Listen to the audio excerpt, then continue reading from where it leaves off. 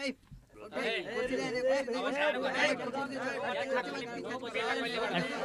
हो जाइए, शांत हो जाइए साहेबान, अरे बैठ जाइए। अब आप लोगों के इंतजार का घड़ी समाप्त हो गया।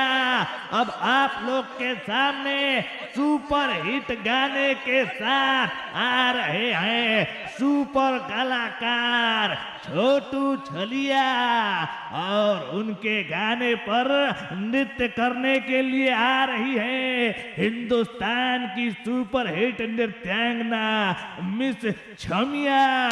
जोरदार ताली हो जाए।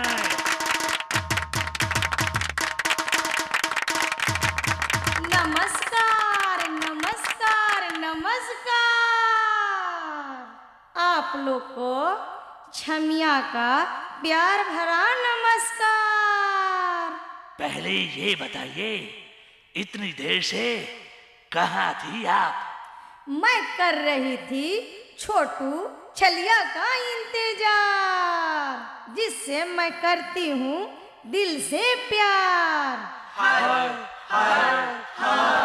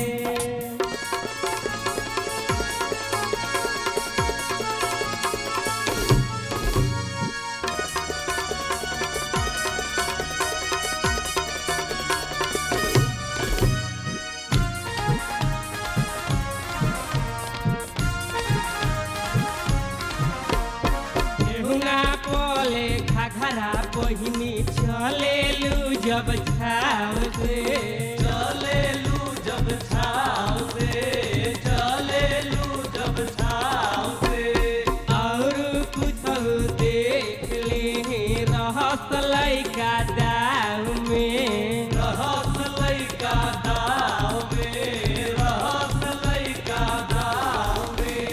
कोनो बहाना सट पंजरा, कौनो बहाना सट पंजरा, जान मारे तोहर टूपिस घघराए गोरे, कहियो तू करवई बुमार घघराए गोरे।